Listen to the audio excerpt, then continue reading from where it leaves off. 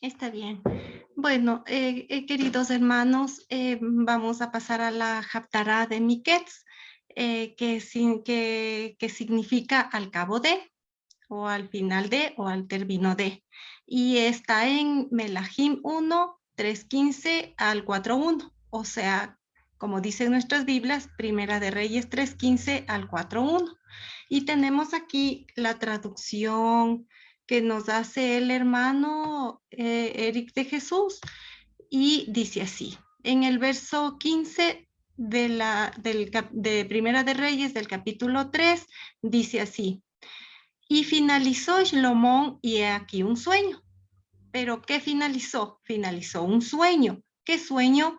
Esto lo encontramos en Primera de Reyes 5. Lo vamos a leer para entender qué es lo que sucedió en el sueño. Dice, y se le apareció Hashem a Shlomo en Gabaón una noche en sueños, y dijo Dios, pide lo que quieras que yo te dé. Y Shlamón dijo, tú hiciste gran misericordia a tu siervo David, mi padre, porque él anduvo delante de ti en verdad, en justicia y con rectitud de corazón para contigo, y tú le has dado y tú le has reservado esta gran misericordia, en que le diste hijo que se sentase en su trono, como sucede en este día. Ahora pues, el Señor Dios, tú me has puesto a mí, tu siervo, por rey en lugar de David, mi padre, y yo soy pequeño. Dice aquí en la Biblia Reina Valera dice joven, pero dice en la traducción yo soy pequeño. Bueno, en realidad también he investigado en el internet. Ahí dice que Salomón tenía como 30 años de edad. En otros estudios habla de que tuvo 20 años, de que tuvo 25. Bueno, es el límite. Aquí en la traducción dice, y era pequeño. Y entonces él le dice, y no sé cómo entrar ni salir. Y tu siervo está en medio de tu pueblo, al cual tú escogiste, un pueblo grande que no se puede contar ni numerar por su multitud. Da pues a tu siervo corazón entendido para juzgar a tu pueblo y para discernir entre lo bueno y lo malo, porque ¿quién podrá gobernar este pueblo tan grande? Y agradó delante del Señor que Shlomo pidiese esto, y le dio Dios, y le dijo Dios, porque has demandado esto y no pediste para ti muchos días, ni pediste para ti riquezas, ni pediste la vida, ni pediste la vida de tus enemigos, sino que demandaste para ti inteligencia para oír juicio. He aquí, lo he hecho conforme a tus palabras. He aquí, te he dado corazón sabio y entendido, tanto que no ha habido antes de ti otro como tú, ni después de ti se levantará otro como tú. Y aún también te he dado las cosas que no pediste, riquezas y gloria, de tal manera que entre los reyes ninguno haya como tú en todos los días. Y si anduvieres en mis caminos, guardando mis juquín y mis mishpatín, como anduvo David tu padre, yo alargaré tus días. Esto le dijo el Señor en el sueño. Recuerden que estábamos hablando de los sueños, que es la parte que conectaba la Haftará con la Parashá. Esto le dijo el Señor en sueños a Shlomo. Bueno, después de que habló el sueño, vino a Jerusalén. Shlomo fue a Jerusalén y se detuvo delante del arca del Brit de Adonai e hizo subir. O sea, Shlomo fue a Jerusalén, fue al templo, se detuvo delante del arca del Brit de Adonai e hizo subir sacrificios de reconciliación, sacrificios de olot, e hizo hacer también shlamim, que eran los sacrificios de shlamim, sacrificios de paz, de agradecimiento. Estos sacrificios lo hacían cuando la persona estaba alegre.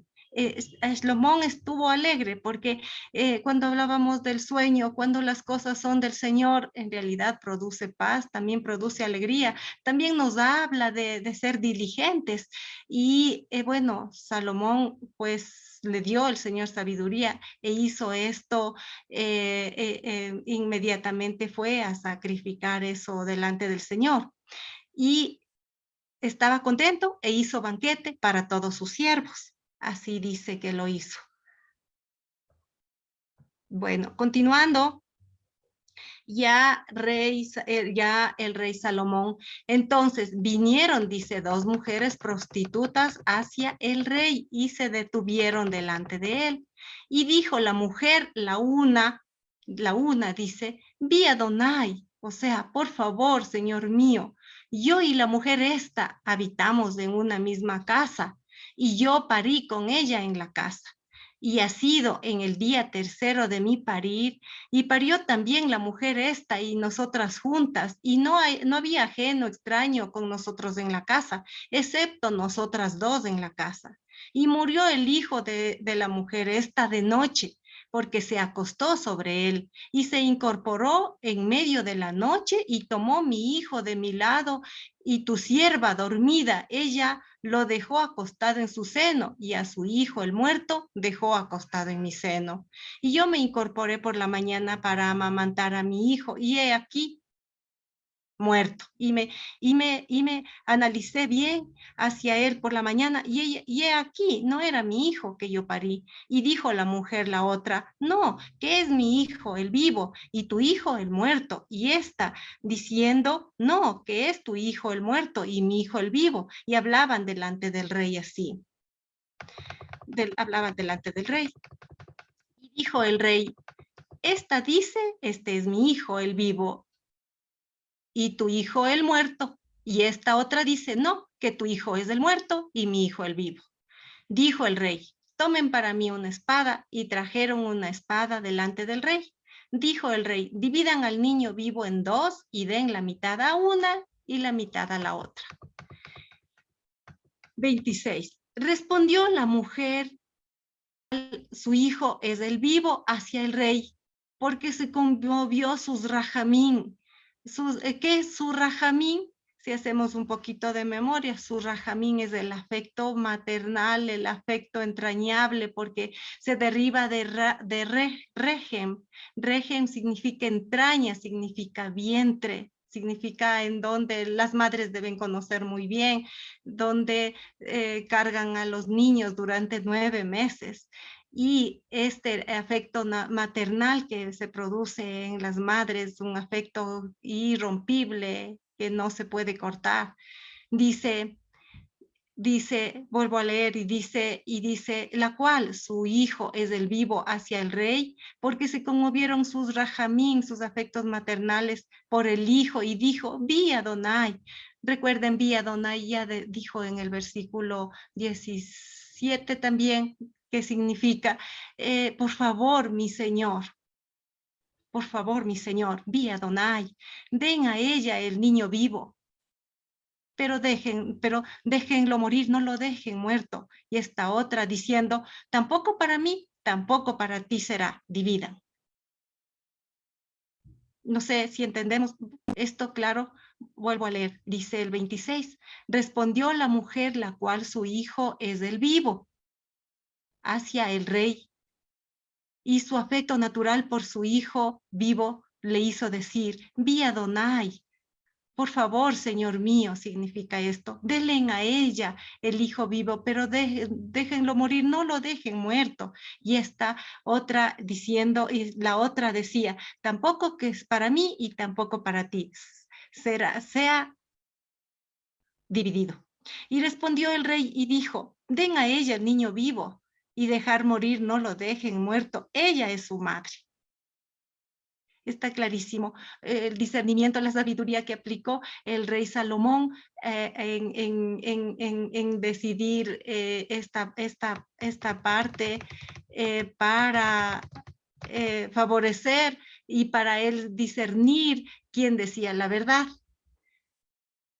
Porque acá podemos ver lo siguiente. Y terminando esto, y escucharon todo Israel el mishpat, o sea, el procedimiento correcto que hizo Shlomo, y aplicó el rey, y expresaron respeto por el rostro del rey, porque vieron que el Jokmah de Elohim, o sea, la sabiduría de Dios, estaba en su intestino para hacer el mishpat. Todo el pueblo vio que la sabiduría de Dios estaba en Salomón para hacer este procedimiento, para hacer esto.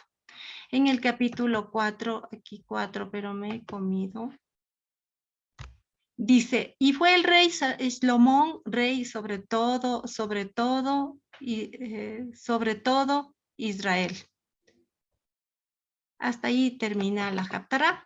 Nosotros podemos ver en el verso 16, el amor primerito, me pareció hermosísimo, lindo y quizá nuestra mente no alcanza a entender la, la, la magnitud de las manifestaciones del amor de Dios por nosotros. Así como esta mujer defendió con amor entrañable a su hijo, pues Dios también nos ama con ese amor entrañable. Amor entrañable porque es nacido de las entrañas, del vientre, como dije antes, solo por poner un ejemplo pequeñito, las madres que tienen a sus hijos sentirán algo parecido de lo que Dios tiene por nosotros, porque el amor entrañable que se produce de una madre a un hijo nunca se cortará, nunca se romperá, eh, será, será para siempre, aunque seamos nosotros, a veces somos malos hijos, pero el amor no se romperá. Así el amor entrañable de Dios por nosotros, mucho más grande, porque además el regen viene cargado con misericordia y compasión por nosotros. El amor es renunciar, como le vimos en el verso 26. La mujer que era la verdadera madre del niño, ella dijo, le doy a ella el niño, pero no lo maten, déjenlo vivo. El amor es renunciar para que otro viva, es lo que pude ver aquí. El amor es renunciar para que otro viva. El amor es liberar también, porque a la final es protección. El rajamín, que es el amor entrañable, porque se produce en el régimen, que significa entraña, vientre, este amor protege y libera, como hizo esa mujer por ese niño. Pues así mismo el Señor nos ama con amor entrañable a nosotros, porque nosotros también somos paridos de arriba, como dice Juan 13, los cuales no son engendrados de sangre, ni de voluntad de carne, ni de voluntad de varón, sino de Dios.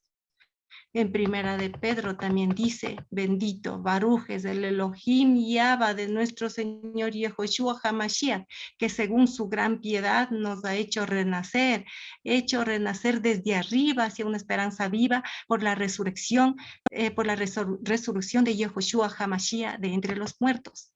El Rajamín, que es el amor entrañable, el vínculo inseparable irrompible de Abba por sus hijos, como dice en Romanos 8:38, porque estoy convencido de que ni la muerte, ni la vida, ni ángeles, ni principados, ni lo presente, ni lo porvenir, ni los poderes, ni lo alto, ni lo profundo, ni ninguna otra cosa creada nos podrá separar del amor de Dios que es en Cristo Jesús, Señor nuestro.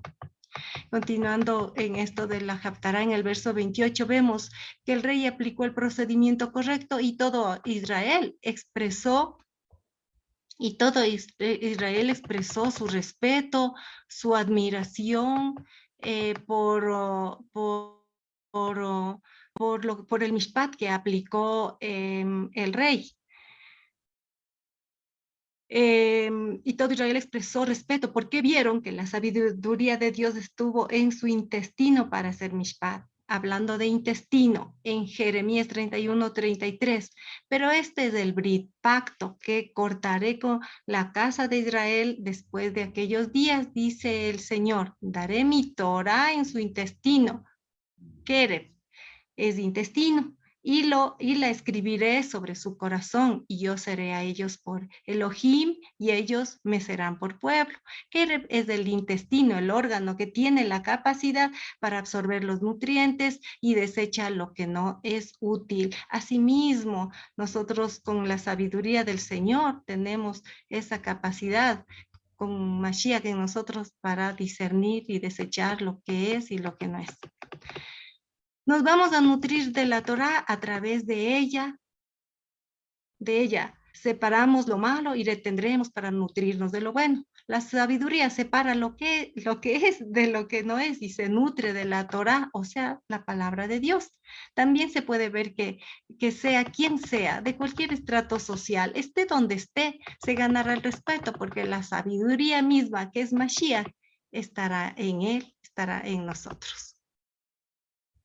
Hasta aquí la Haftará, hermanos. No sé si alguna pregunta tienen. Aquí Josué les responde. O si no, a ver, sí, porque ya está, hasta aquí es Josuecito. Vale, gracias. Gracias, Edita, y Dios le bendiga mucho. Creo que ha sido muy directo y, digamos, se ha dicho lo que se tenía que decir. ¿Yo qué más podría agregar? No sé si tenemos alguna pregunta por ahí, hermanos, hermanas. ¿Sí? Si no, una cosa nada más que también se puede aprender acá y que conecta con lo que hablábamos fuera de cámaras. ¿Sí? Que conecta con lo que hablábamos. ¿Sí? Voy a compartir la pantalla yo un ratito, ¿ya? ¿Ya? Para nomás que lo podamos ver todos. Entonces, fijémonos. A ver. ¿Se acuerdan lo que habíamos visto que era una de las cosas que habíamos aprendido a propósito de esta porción? Una de las cosas era precisamente el tema de cuándo, cuándo ser duro, ¿cierto? ¿Cuándo ser duro? Y segundo, el tema de cómo ejercer corrección, puede ser, cómo corregir a una persona, puede. Cómo corregir, me suena raro. Cómo ejercitar la corrección, puede ser. No, se me va la palabra. ¿Sugerencias? Cómo aplicar la corrección. Muchas gracias. Exacto. La correcta corrección corregible. Ya. Entonces, ¿cómo aplicar la corrección? Muy bien. Entonces, ahora veamos. El caso de Salomón se presta precisamente y conecta con la pareja, no solo por el tema del sueño. Ese es uno. Pero lo que conecta es por estos dos asuntos que vimos antes. Porque fíjense, ¿por qué es tan maravillosa, digamos, esta solución que da Salomón? Y de ahí se suele dar las famosas soluciones salomónicas. Son esas que nadie se ocurre, que nadie se le hubiera ocurrido, pero que dan con el clavo. ¿No? Dan con el clavo. Entonces, ¿por qué? Porque primero que este es un caso difícil. Entonces, es un caso complicado. Un caso que normalmente no pasa. ¿Ya? Punto uno. Entonces, ¿cuándo ser duro? Uno, cuando es un caso complicado. ¿Ya? Y especialmente para nosotros, ¿cuándo hay que ser duro? La respuesta. Una de las respuestas, una de las cosas que hay que verificar. ¿Qué se ve? Cuando hay dureza de corazón. ¿Ya? Entonces, ¿cuándo hay que ser duros? Cuando la persona también está dura. Entonces, fíjense, aquí había una dureza de parte de una de las dos. Aquí la Biblia no nos deja entender cuál, digamos, cuál vino con el lío a la justicia, ¿no? ¿Cuál de las dos mujeres vino con el lío de justicia? Si la mamá del hijo vivo o la mamá del hijo muerto. Solamente se entera o nos cuentan cuando ya llega a instancia del rey. Se imagínense que era un caso muy complicado que nadie pudo, o sea, que llegó al rey. ¿Ya? Entonces no se sabe quién inició, quién puso la denuncia, por así decirlo. No se sabe quién demandó primero. ¿Ya? Pero resulta que es un caso difícil. Y además tampoco nos cuenta la Biblia la intención, digamos, cómo, o sea, la puesta en escena de cómo cada una de estas mujeres le habrá presentado su caso al rey. O sea, no nos imaginamos que todos sean así como abogados de las series estas de abogados, ¿no? Señor juez, resulta que mi...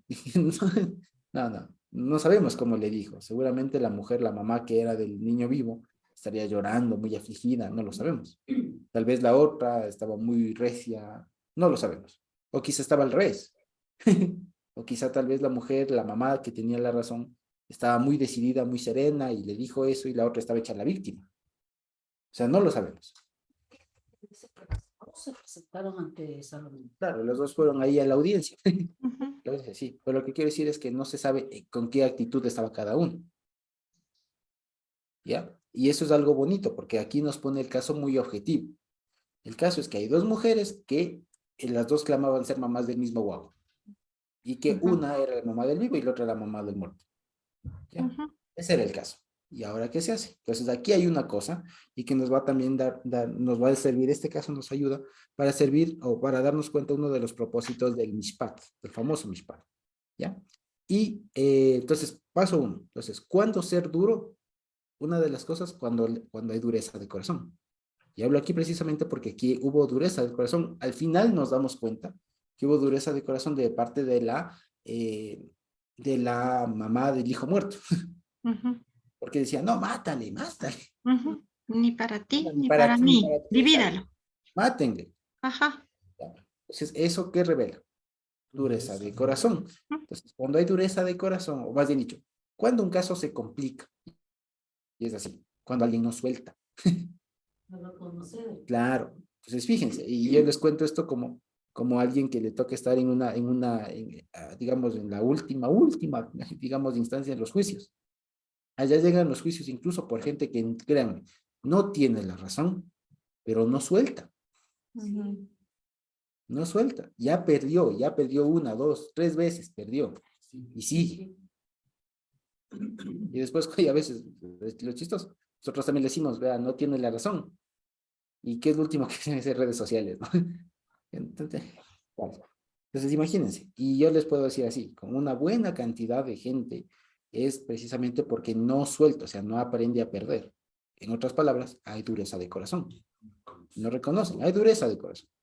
Porque cuando alguien con digamos, suficientemente maduro, ya, perdí. Ya, o sea, ya perdí. ¿Para qué voy a desgastarme en apelaciones, ya, si yo perdí, ya asumo la responsabilidad de todo lo demás. Ya. Pero cuando hay dureza de corazón es el tema de no, y te gano, y te apelo, pero verás, pues, cuando hay esas actitudes, pues ahí se merece un trato duro, especialmente de la autoridad, ¿no? Pues ahí vemos. Entonces, ¿cuándo ser duro? ¿Cuándo ser cachot? Como José, Ujú. como aquí Salomón, cuando hay dureza de corazón. Como cuando fue Faraón duro y el Señor ahí golpeó más duro para que se ablande ese corazón rebelde, prepotente, ¿no? Pero él no quería. Ya se ablandaba y otra vez se endurecía. Entonces a un duro tiene que responderle con dureza para que pueda entender. Exacto. Entonces, fíjense. Entonces, ahí vemos una cosa, que no hay que ser duro todas las veces. No, hay que saber cuándo ser duro y una de las razones, de los motivos para ser duro es cuando el otro viene con un corazón duro. O sea, Ujú. entiéndase, necio, Ujú. ya, terco, soberbio, si se quiere, ¿vale? Corazón duro. ¿Ya? Entonces, fíjense. Exacto, sin razón o todo lo que sea. O sea, cuando viene así, pero reacio, digamos, ¿no? Una de esas cosas. Bueno. Y segundo, aquí, ¿cómo aplicar la corrección? ¿Y se acuerdan ustedes que habíamos dicho fuera de cámaras de qué buscaba al aplicar la corrección? Era precisamente él hacer entender, ¿no es cierto? Hacer entender a la persona su falta. ¿Ya? Y segundo, que no lo vuelva a hacer, que no lo vuelva a repetir. ¿Ya? Eso básicamente. Entonces, básicamente esto de hacer, bueno, y hay otra más que tiene que ver con la primera, que es dejar en evidencia el mal causado. ¿Ya? Para eso se hace esto. Entonces, ¿para qué se aplica la corrección? Para primero hacerle entender a la persona que hizo un mal. O sea, que sepa que hizo un mal. Que no piense que no pasó nada, que pasó algo. Segundo, que no lo vuelva a repetir con la persona. Y tercero, precisamente que eso quede en evidencia de que... Ujú. ¿Ya? Básicamente es eso. Ahora, aquí precisamente en el caso con las dos mujeres estas, ¿no es cierto? ¿Cuál fue el objetivo precisamente? Aquí se cumplió esto, más bien dicho. Sí se cumplió, ¿no es cierto? Porque aquí se reveló, ¿no es cierto?, que de cuál era el hijo vivo. Sí. Pues se dejó en evidencia, ¿no es cierto?, que lo que la otra buscaba es matarle al guau, quedar iguales. Y con eso se entendió, digamos, que seguramente esta mujer no lo iba a repetir. ¿Ya? O sea, se quedó en claro eso. Ahora, lo que quería decir detrás de todo esto es que cuando hay dureza de corazón, hay una cosa, que la persona que es dura de corazón no está consciente de que es dura de corazón. ¿Ya? Y ese es el problema. Y ese es el problema. La persona que es dura de corazón no se da cuenta que su corazón está duro. como decía Edita antes de cámaras, ¿no? Como todos nosotros antes de venir al Señor. Pensábamos que éramos buenitos, que éramos etcétera, etcétera, etcétera. No sabíamos que nuestro corazón estaba duro. Entonces, cuando nos damos contra el Señor, cuando nos encontramos con el Señor, resulta que ahí nos damos cuenta que nuestro corazón está duro. Y ahí es el tema del Señor, por favor, ablándame y hazme sentir todo eso. Vale. Entonces, ahora, y esto es uno de los objetivos del Mishpat. Entonces, fíjense, por eso todo esto. Porque con esto nos ratificamos, inventamos un poco más que precisamente el Mishpat, el famoso debido proceso, nuestro famoso debido proceso, uno de los objetivos, ¿cierto? Tiene por objetivo es mostrar, mal dicho, revelar el corazón de las personas. ¿Ya? Fíjense, ese es el objetivo, es revelar qué había detrás, hacer ver. Entonces fíjense, porque cuando José se portó duro con sus hermanos, ¿qué pasó? Ahí se reveló que nunca habían confesado sus faltas.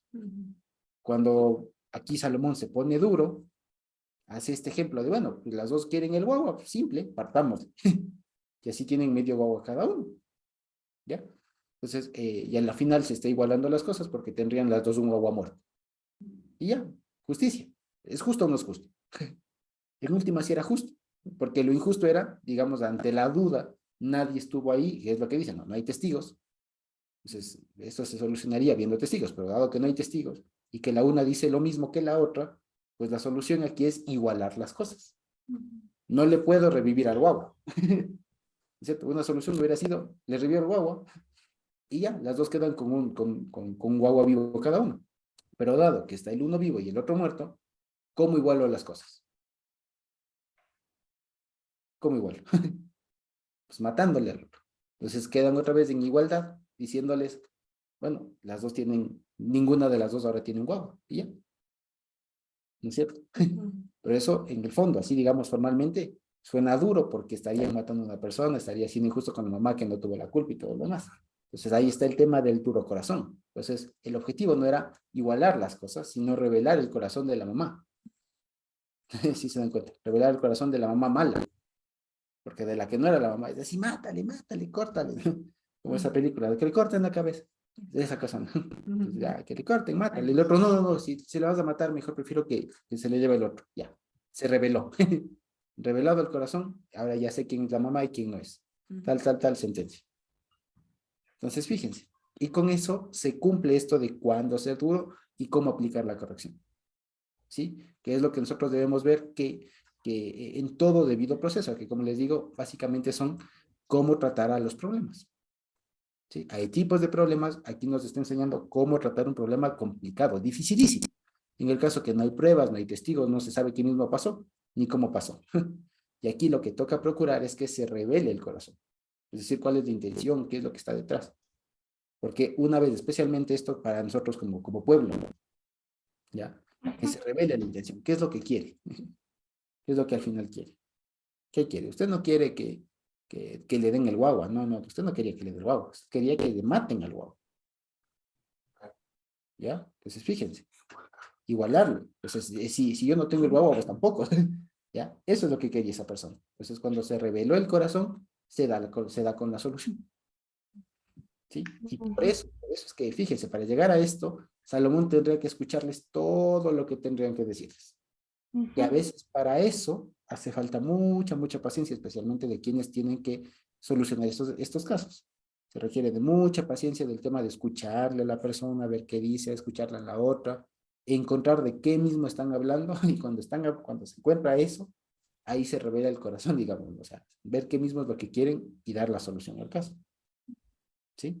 Y con eso el asunto es que una respuesta así de estas salomónicas tiene digamos, la respuesta de que la gente se queda callada. O sea, todos dicen, es cierto, o sea, ya le calla la boca al que tiene el corazón duro. Y no le deja con ese tema de, no, el rey se equivocó, el rey es injusto. No, tuvo más compasión de la otra, no, porque ella se quedó en evidencia de que la otra lo que quería es matarle al guagua. Ya, no quería el guagua vivo, quería que le mate. ¿Ya? Entonces, Y más que quería al guagua muerto, no quería ni para ella, ni para ni para la otra. exactamente, eso es el tema. O sea, Entonces, no comía si ni yo no dejaba. tengo guagua, nadie tiene aquí. Ajá, Si yo no tengo, no tenga nadie. O sea, además de eso, egoísmo, no, mucha maldad. Exacto. Entonces, cuando se reveló el corazón, ya se sabe la respuesta. Entonces, por eso es que a veces, y esto les digo, a veces el tema, a estos problemas, quiero decir, hay que tratarles con vista más o menos como de médico. Y es como, por ejemplo, es como cuando viene el médico, ¿y qué hacen los médicos? Lo primerito, cuando vamos a un hospital, así tengamos lo que sea, ¿qué hacen cuando llegamos a un hospital o un centro de salud? El primer diagnóstico, tomar la ¿Pero qué se hace? presión. Signos vitales, Vale, ¿no es cierto? Y ahí se sabe si está con temperatura, si está la bajo presión alta. presión, el nivel de oxígeno. O sea, lo básico, lo más básico. Entonces, si es que ya va con temperatura, ya va el médico con un preámbulo. Temperatura, habrá una infección, ¿no es cierto? Habrá alguna cosa. Si es que está saturando menos de oxígeno, alguna cuestión respiratoria. Si es que está muy flaco, si es que no se puede sostener, ya. Pero son Sin síntomas. alusiones personales, por favor.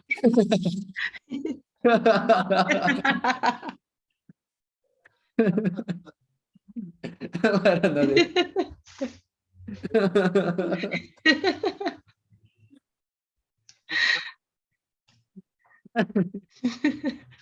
Qué bueno. Sin ilusiones. Sin ilusiones personales. Vale. Está bien. Lo que quería decir precisamente es que todas estas cosas son síntomas, no dan con la enfermedad. O sea, la fiebre es síntoma, no es la enfermedad. Ujú. ¿Ya? Y es eso. Entonces, cuando alguna persona está que es enoja, que grita, que patalea, que se pelean ahí, eso es síntoma, no es la enfermedad. ¿Ya? Y es como con los Pero chicos. ambas, entonces ahí tendríamos que ver un síntoma, ambas tenían dolor, Exactamente eso. ambas tenían angustia, pero ya Exacto. vamos a ver algo también de eso. Ajá. Si ambas tenían angustia, a la una le dolía porque su hijo estaba muerto y no lo quería perder, y la otra, su hijo estaba vivo, pero no le quería dar a la otra porque era su hijo. Exactamente, exactamente. Entonces, cuando siempre hay un altercado, un problema, un lío en general, lo que primero van a saltar son estas cosas que son los síntomas. O sea, hay una alzada de voz, hay un, no sé, un malestar, hay llanto, hay lo que sea. Te explico, hay un montón de síntomas. Y cuando nos toca resolver esos casos, ¿qué hace uno? Pues no dice, bueno, ya cálmese, deje de llorar, a ver qué le doy para que deje de llorar. No. ¿Cuál es el problema? ¿Por qué está llorando? Ujú. ¿Por qué le pegaron? ¿Por qué pegó? ¿Por qué alzó la voz? ¿Por qué le gritaron? O sea, ¿por qué? Ya, está bien que esté alterada, ok, pero ¿por qué está así? Ya, y es lo que pasa, por ejemplo, con los adolescentes, que era lo que les iba a decir. A veces los adolescentes se comportan como se comportan y a veces lo que tratan de decir, no, es que este es malcriado, entonces se les encierra, o se les pega antes, ¿no? O se les quita la tecnología, cualquier cosa. Entonces, a veces eso es tratar, es como que si fuera uno con una infección fatal y tratar esa enfermedad a punta de Buprex, ¿no? No, nunca se va a curar. Estoy tratando el síntoma, no la enfermedad. Yo no soy mucho de médico, Ujú. pero me está tratando de que no diga, de que diga lo más, lo más preciso posible. Sí, pero la idea es esa, ¿ya? Entonces, ¿qué toca? Pues hacer un examen, ver qué mismo pasa, qué hay, y diremos, ah, bueno, es que tenía una infección, que sea, en el intestino, en el estómago, o alguna cosa, ahí veremos la enfermedad, y ya una vez detectada la enfermedad, ¿qué hace el médico después?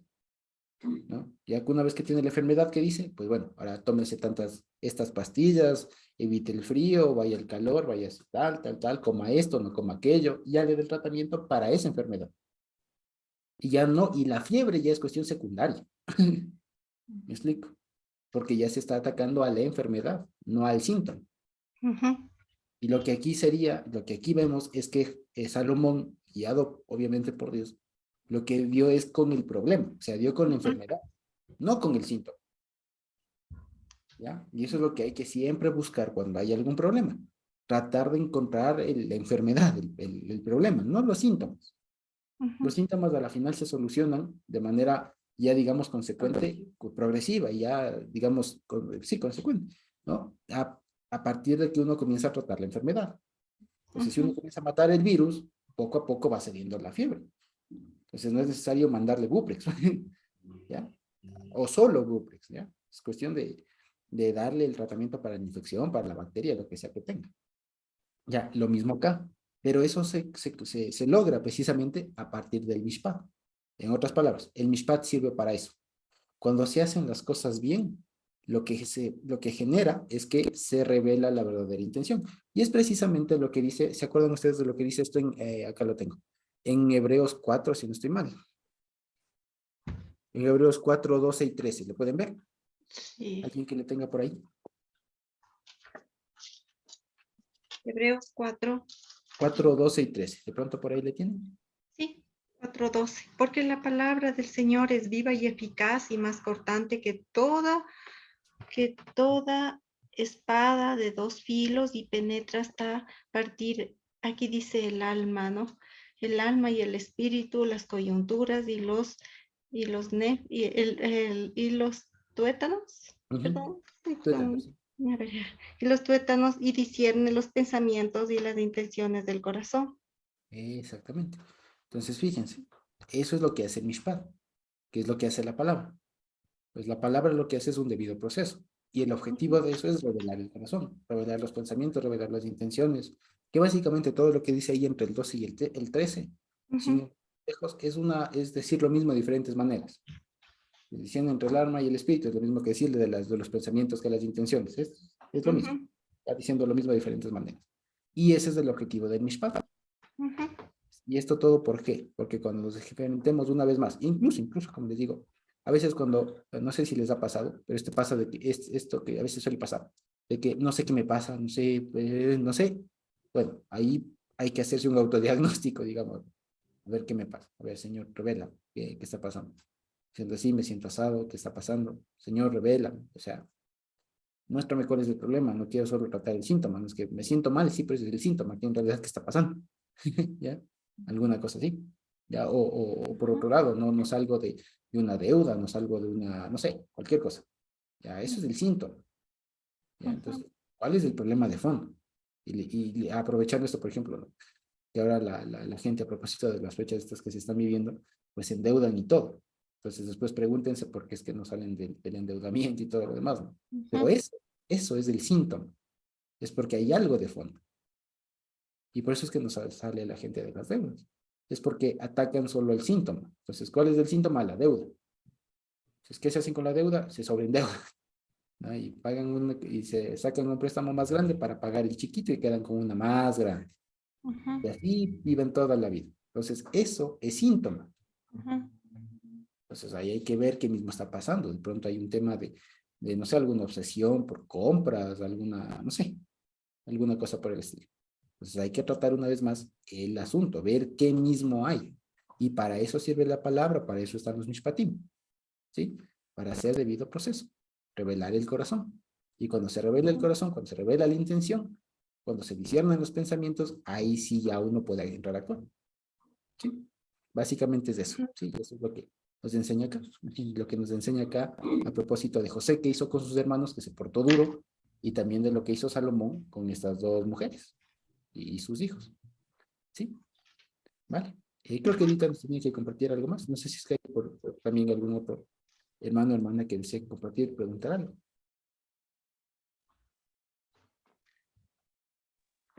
Solo un poquito, yo tengo una pregunta. Por En lo favor. que la señorita María dice que en los intestinos estaba la sabiduría en Salomón. Sí, sí, sí. Esta es la traducción. Sí, ¿Sí? estaba en la ¿Podrías traducción. explicar eso? Exacto, sí, sí, sí, claro que sí. Ahí hay dos cosas a propósito, dado que aparece la palabra Keref. La palabra Keref, con Q, ¿no? Con Q, Reish y Bet, si no estoy mal, se traduce de varias formas. A ver, literalmente es el intestino, el órgano, ¿ya? Pero también en algunos usos se utiliza para decir que está en medio de, porque en donde está el intestino en cuanto al cuerpo. En Está en la medio de. mitad. También se utiliza para decir adentro. ¿Porque dónde está el intestino? Dentro. Adentro. Adentro en la mitad, o sea, pero ya, entonces no es solo como que decir de 1 metro cuál es la mitad, 50, no, sino que está adentro, en la mitad, como que decir, sí, adentro, vale, adentro, o en la mitad, etc. Vale, entonces, por ejemplo, en esta porción aparece 2 veces. Una de aquellas es en el versículo 8, que no es parte de la porción, pero vale la pena decirlo. Edita María nos leyó este versículo, sí, que es precisamente este sueño, tiene Salomón, en el que el Señor le dice, ¿qué quieres? ¿No? Pregunta y yo te daré. Entonces, en el 8 le dice, tu siervo, y aquí fíjense, está en medio de tu pueblo, al cual tú escogiste. Ahora, esto es una frase idiomática. Porque, ¿qué significa esto de tu siervo está en medio de tu pueblo? Claro, está rodeado, etcétera. Pero resulta que ustedes se acuerdan de esta porción que leímos hace un tiempo, cuando con este hijo de la mujer sunamita, con Eliseo. ¿Se acuerdan ustedes? Que también estaba en Reyes. ¿Sí nos acordamos? Y que precisamente dice que esta era una mujer grande y pesada, y que le prepara ese cuartito. ¿Se acuerdan ustedes? Sí, sí, que era influyente, sí, sí. Cama con Una cama, una mesa y una silla. Exacto. Y tal. Y después le dice, bueno, pregúntale qué quiere que le haga. Y ella le responde, yo habito en medio de mi pueblo. ¿Eso qué significa? Significa, no solo que no significa que no necesita nada, sino que es una mujer importante en medio de su pueblo. ¿Ya? Entonces, habitar en medio del pueblo significa esto, que es una persona importante. ¿Ya? No solo que tiene plata, digamos, que tiene recursos, sino que es una persona que es importante dentro de la gente. Por eso le dice, necesitas que te hable con alguien. ¿Se acuerdan que Eliseo le dice eso, no? ¿Qué quieres? Te hablo con el rey, te hablo con alguien. No, yo habito en medio de mi pueblo. Es decir, habitar en medio del pueblo en la Biblia significa yo soy alguien importante. ¿Ya? Y aquí se corrobora porque dice, tu siervo en el primero de Reyes 3:8, ¿no? Tu siervo está en medio de tu pueblo. ¿Sí nos damos cuenta? ¿Sí lo vemos? Entonces no es solamente que literalmente está en el medio. Ahí dice Bekere Ameja, creo que dice, ¿no? Está en el intestino de tu pueblo, dice literalmente. ¿Ya? ¿Y eso qué significa? Que está en medio, que está adentro, pero eso, ¿qué quiere decir? Lo que quiere decir es que Salomón se sabía que era una persona importante en el pueblo. ¿Ya? Entonces por eso dice, tu siervo es importante en tu pueblo, en medio de tu pueblo, ¿ya? Y que no se puede contar y tal. Da pues a tu pueblo un corazón que escuche para juzgar y demás. ¿Ya? Entonces fíjense, el estar en medio del pueblo significa ser una persona importante. Ejemplo, esta mujer shunamita, dice que la shunamita, y Salomón. ¿Sí? Eso significa esa frase. Entonces no nos olvidemos. Estar en medio del pueblo o habitar en medio del pueblo significa ser una persona importante. ¿De acuerdo? Ya. Eso porque ahí aparece la palabra adentro. Pero después de esta otra, ¿no es cierto? En el que aparece en el versículo 28, de pronto Edita le puede compartir, por favor. En el versículo 28. Ya. Si no me equivoco. Aquí está. Es el último. Dice, y escucharon todo Israel el Mishpat, que defendió, que juzgó, que aplicó el rey, y expresaron respeto por el rostro del rey, porque vieron que los Jokma Elohim, o sea, la sabiduría de Elohim, estaba en su intestino para hacer Mishpat. Exacto. Ahí es la segunda parte, ¿no? La sabiduría, el Jogma estaba en el intestino de Salomón, que era lo que preguntaba Anita. Entonces, aquí podemos verlo de diferentes maneras. Una de una manera simplemente gramatical, como decir, Keref significa dentro. Entonces, la sabiduría de Dios estaba adentro. Pero si hurgamos un poquito más allá de lo literal, nos damos cuenta que los intestinos es lo que nos decía Edita, y es lo que hemos aprendido, y por eso nos puso también el título de Jeremías 31. 31, 33. O sea, 33, que es precisamente el tema de que los intestinos es la forma de decir, el lugar de, más bien dicho, es de la región del cuerpo en la que se da el proceso de nutrición. Exacto. ¿Ya? Porque Donde nosotros... se absorbe lo bueno, los nutrientes, y se desecha lo malo. Se desecha lo malo.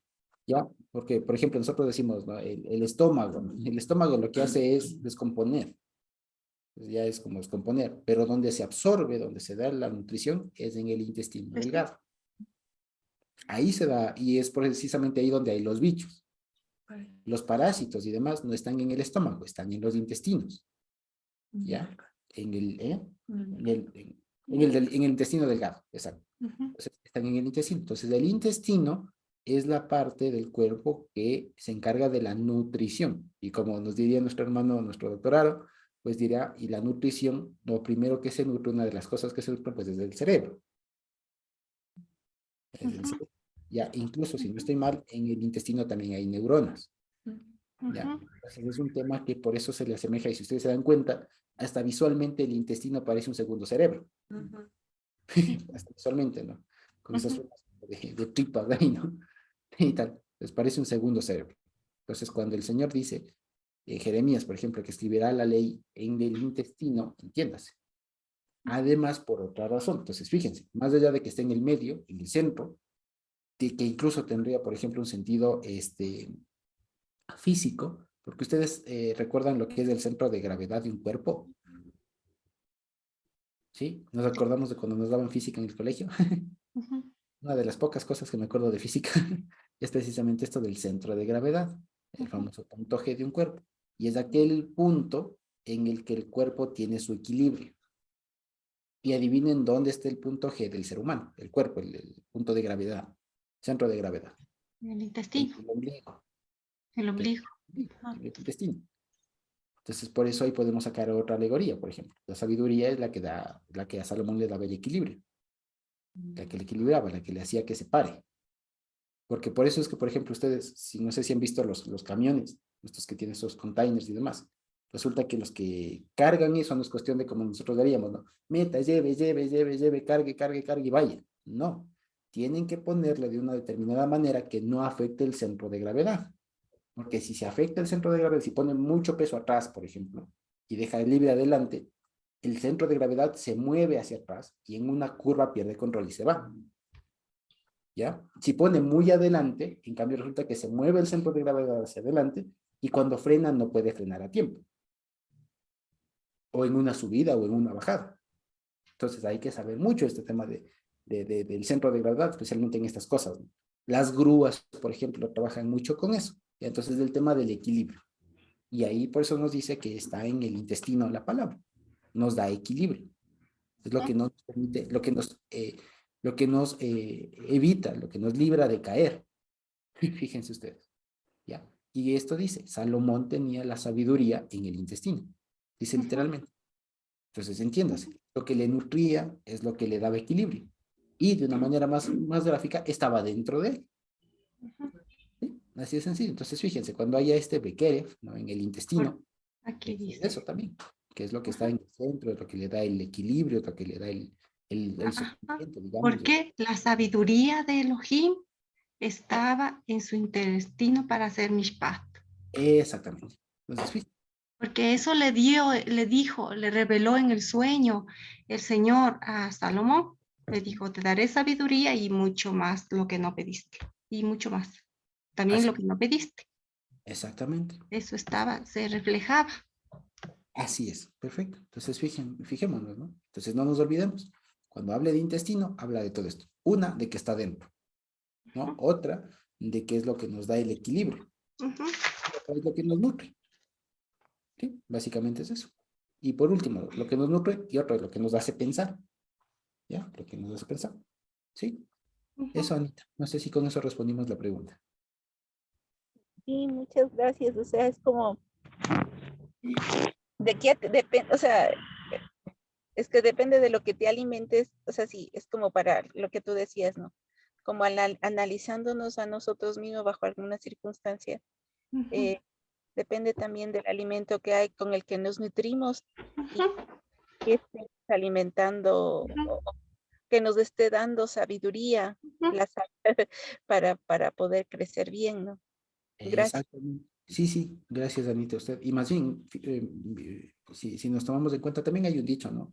Que creo que tienen algunos médicos, nutricionistas, esto de te comes y te diré qué eres.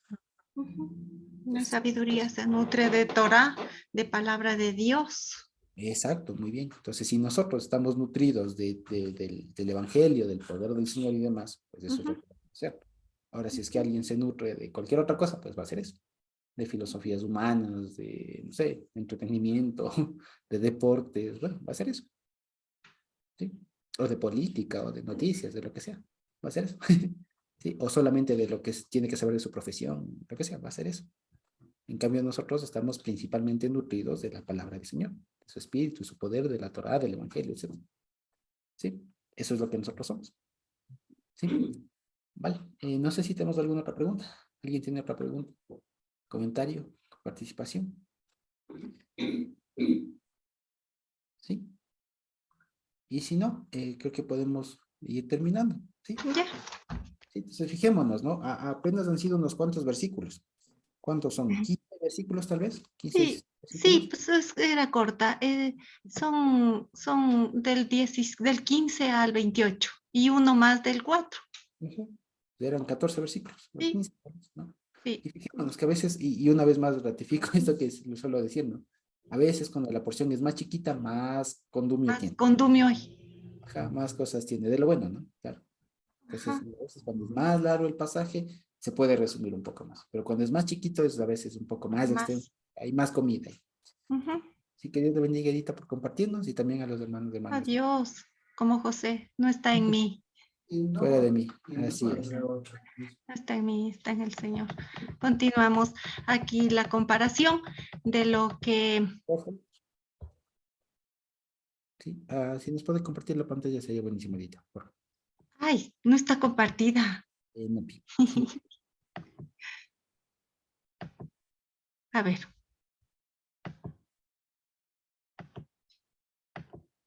Compartir. Ya, ahí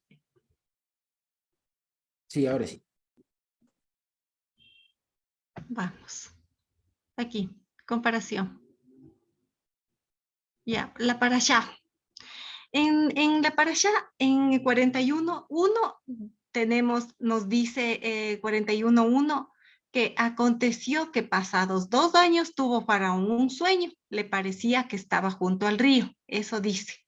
En cambio, en la Haftará dice, y finalizó Shlomo, y aquí un sueño, lo que les comenté, ¿no? Y finalizó el sueño y vino a Jerusalén y se detuvo delante del arca del Brit de Adonai e hizo subir sacrificios de reconciliación y de Shlamín, cuando la persona, o sea, Shlamín lo hacía cuando la persona estaba alegre, e hizo banquete para todos los siervos. También el sueño. Y acá en el Evangelio también tenemos de que en Mateo 1:20 dice, pensando él en esto, he aquí un ángel del Señor le apareció en sueños y le dijo, José, hijo de David, no temas recibir a María tu mujer, porque lo que en ella es engendrado del Ruach es. También tenemos otro versículo que en Mateo 27:19 dice, y estando él sentado en el tribunal, su mujer le mandó a decir, no tengas nada que ver con ese justo, porque hoy he padecido muchos sueños por causa de él. Bueno, esto le dijo la esposa de Pilatos a Pilatos, ¿no? A ella se le reveló en sueños que este hombre, que Yehoshua, era inocente. Acá también en el tema de María, también tuvo un sueño José que le dijo que no tema, que lo que ha engendrado del Ruach es. Tenemos aquí esta comparación, ¿no? En el versículo de la Parashá en 41, en Haftará, igual que tuvo los sueños, pero podemos ver aquí que la diligencia en cumplirlos. Realmente, hablando de los sueños, cuando el Señor habla, realmente debemos ser diligentes en hacerlo, lo que nos dice. Salomón lo hizo, fue a dar gracias, levantó las ofrendas de los sacrificios de reconciliación y los de ¿cómo se llama? Los de Slamín. Y también acá en el Evangelio, pues tuvieron también la diligencia de cumplir lo que el Señor les habló en el sueño. Cuando nosotros tenemos sueños, a mí al menos me ha pasado, yo creo que cuando son mis sueños, producto de mis vivencias, yo pienso que eso se olvidan y se desvanecen en el día, al otro día no me acuerdo, pero me ha sucedido a mí que cuando son del Señor y cuando estoy orando, como cinta se me comienza a pasar por la mente y me comienza a dar la vuelta y me comienza a dar la vuelta y a veces cuando amanece ni me acuerdo de lo que soñé, pero cuando estoy en un momento, el Señor me comienza a dar la vuelta en la cabeza. Entonces tengo que contarlo, tengo que hacer. Me ha sucedido a mí así cuando las cosas, cuando son del Señor y la verdad hay sueños que yo he tenido hace muchos años atrás, no me olvido. Entonces, cuando es del Señor, es así. Pero cuando son nuestros, como dije, producto de la vivencia, se desvanecen, se acaban, o quizá es para que también sirva para ti, para que veas qué camino estás tomando, qué te está pasando, qué es lo que está produciendo eso. Dios tiene muchas maneras dentro de su misericordia de hablarnos a nosotros y de esta manera de tener sueños también el Señor cumple lo que nos dijo, los jóvenes soñarán sueños, tendrán visiones. El Señor sí nos hace tener estos sueños. A mí me ha pasado, no me olvido del sueño que tuve recién, de que con la hoja verde grande yo barría la basura y cuando tocaba con la hoja verde, la basura desaparecía. Ha servido para mirar muchas cosas en mi vida, pues realmente sí necesitaba barrer la basura que estorbaba en mí, que estorbaba y el compartir con ustedes también puede servir porque no, examina nuestros corazones, le he dicho yo al Señor y realmente el Señor me ha mostrado muchas cosas en mi vida que tengo que doblar rodillas y el momento de doblar rodillas ya es que estoy cogiendo la rama verde para que barrer la basura porque en un minuto, como veía yo en el sueño, la rama al tocar la basura, no es que yo cogí en una palita e iba a botar en una fundita como generalmente lo hacemos. En el sueño yo barría con la rama verde y la basura desaparecía. Pues el momento de doblar rodillas y de barrer la basura es doblando las rodillas y confesando, pues ya la rama verde al topar la basura ya desaparece. Y así tenemos que, creo que limpiar la basura todos los días, de doblar las rodillas, a sacar lo que se llena en nuestro corazón a veces. Estamos expuestos en el trabajo de muchas cosas, de yo he estado últimamente rodeada de muchas cosas que me han pasado, a veces me ha dado resentimiento, he ido a doblar las rodillas para barrer la basura, que no estorbe mi comunión con el Señor, y eso me ha ayudado muchísimo para ser libre, y la angustia y el llanto y la angustia que he tenido, pues se desvanece, se quedó en nada, y en un segundo el Señor cambia eso en alegría. Entonces, para barrer la basura, debemos hacerlo todo el tiempo y ponernos delante del Señor para que examine nuestros corazones de qué basura habrá. Y en el sueño hablaba de que hay que barrer la basura porque viene el novio, viene el novio.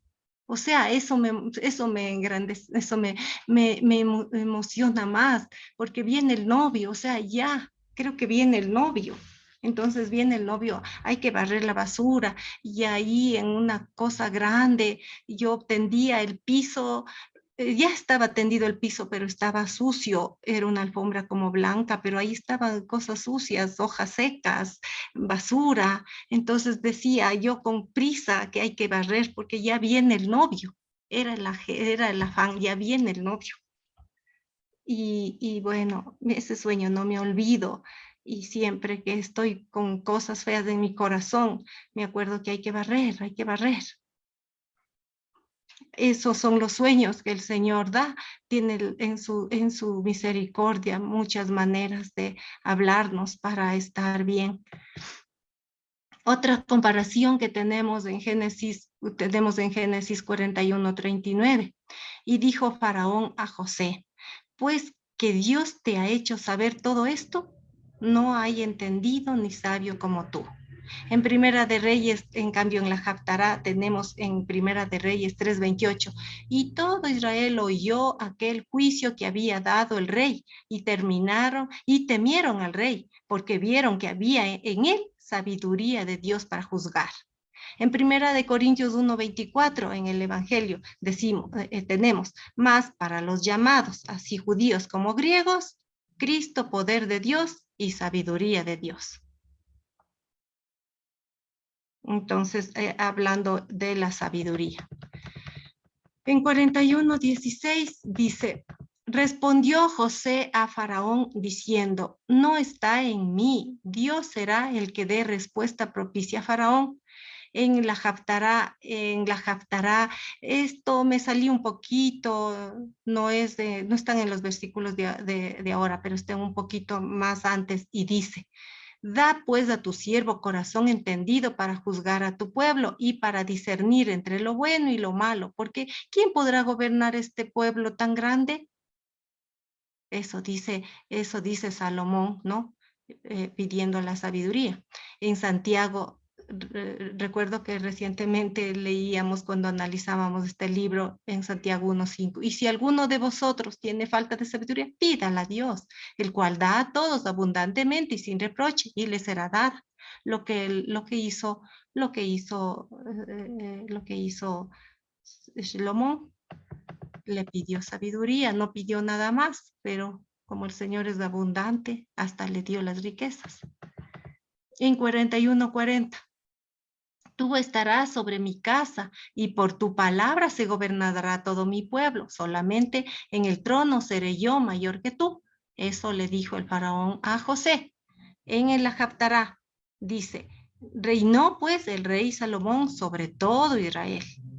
En el Evangelio, en Mateo 28:18.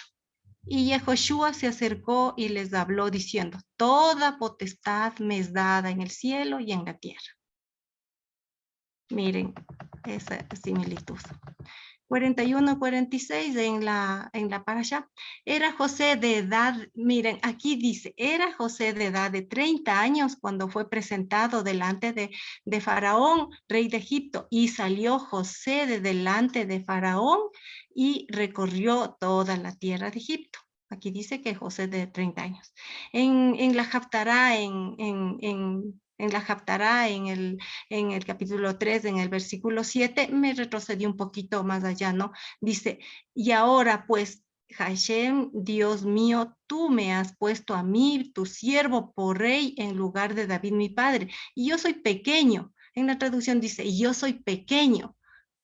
¿Cómo era? Pequeño. Aquí está mal, creo que era Catán, por eso le puse un signito, no me acordaba bien. Yo soy pequeño. Como les dije de antes, averiguando en el internet, no hay una edad que precise de cuán pequeño pudo ser esto. En unos dice que fue de 20, 25 hasta 30 años de edad que tuvo Salomón cuando comenzó a ser rey. Entonces dice aquí, y yo soy pequeño y no sé cómo entrar ni salir. Bueno, miren, aquí la sinceridad de cuando uno es pequeño, pues en realidad así se habla al Padre y Dios hace cosas grandes en el que es débil, ¿no?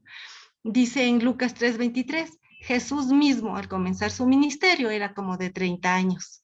Hijo, según se creía, de José, hijo de Eli. Miren, la línea que se mantiene. Yehoshua, nuestro Mashiach, 30 años, aquí Salomón, 25, 20, 30 años, bueno, es la línea, y acá también José tenía 30 años.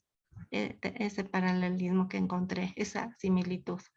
Ahora acá también en el 41:55, cuando se sintió el hambre en toda la tierra de Egipto, el pueblo clamó a Faraón por pan y dijo Faraón a todos los egipcios, id a José y haced lo que él os dijere. En la Haftará, en la 16, mencionemos lo del verso 16 que dice, entonces vinieron 2 mujeres prostitutas hacia el rey y se detuvieron delante de él, lo que mencionábamos en del antes. Esas mujeres estaban estresadas, estaban con dolor, la una porque se le murió el hijo y quería el hijo de la otra, y la otra porque la que se le murió quería el hijo el hijo vivo de la otra. Las dos estaban en angustia, pero nosotros como hijos de Dios, ¿qué es lo que clamamos cuando estamos así? Nosotros, el pan que viene del cielo, el pan que es del Señor, el pan que es la palabra. Eso es lo que nosotros clamamos. Y cuando Salomón habló, reflejó la sabiduría del Señor en él, la sabiduría que es Mashiach, pues realmente estas mujeres me imagino, sintieron satisfacción de recibir el pan que venía del cielo, porque esa forma de obrar vino del cielo para estas mujeres angustiadas. Y en una similitud que encontré en el Evangelio es esto de Juan 6:51. Yo soy el pan vivo que descendió del cielo. Si alguno comiere de este pan, vivirá para siempre, y el pan que yo daré es mi carne, la cual yo daré por la vida del mundo. Estas son las similitudes que encontré en la Parashá, en la Haftará y en el Evangelio. Quiero mencionarles lo siguiente. En Santiago 3:17 dice, pero la sabiduría que es de lo alto es primeramente pura, después pacífica, amable, benigna, llena de misericordia y de buenos frutos, sin incertidumbre ni hipocresía. Pero la sabiduría, ¿qué es la sabiduría? Nuestro Mashiach. Esa es la que viene de lo alto. Para terminar, quiero decirles algo, proponerles algo. Por favor, que abramos nuestras Biblias en Efesios, en Efesios 1:16. Yo también lo voy a hacer. Por favor, Efesios 1:16. ¿Lo tenemos todos? Ya. En Efesios, van para ya terminar, en Efesios 1:16. Quiero que lo leamos. Ustedes sigan con su vista. Yo voy a leer y dice así. No ceso de dar gracias por vosotros, haciendo memoria de vosotros en mis oraciones, para que el Elohim de nuestro Señor Yeshua HaMashiach, el Abba de gloria, os dé el Ruach de sabiduría y de revelación en el conocimiento de él, alumbrando los ojos de vuestro entendimiento, para que sepáis cuál es la esperanza a que él os ha llamado y cuáles las riquezas de la gloria de su herencia en los santos, y cuál la supereminente grandeza de su poder, para que con nosotros los que creemos, según la operación del poder de su fuerza, la cual operó en Cristo, resucitándole de los muertos y sentándole a su diestra en los lugares celestiales, sobre todo principado y autoridad y poder y señorío, y sobre todo nombre que se nombra no solo en este siglo, sino también en el venidero, y sometió todas las cosas bajo sus pies y lo dio por cabeza sobre todas las cosas a la iglesia, la cual es su cuerpo, la plenitud de aquel que todo lo llena en todo. Hasta aquí. Muchas gracias, hermanos. Que el Señor les bendiga, les sobreabunde de su palabra y del conocimiento de él. Gracias, Edita. Y con ello, tal vez tenemos alguna pregunta que nos quede por ahí, algún comentario, testimonio. Yo diría que no. Entonces, bendito Dios que nos puede terminar de estudiar la Haftará y la Parashá.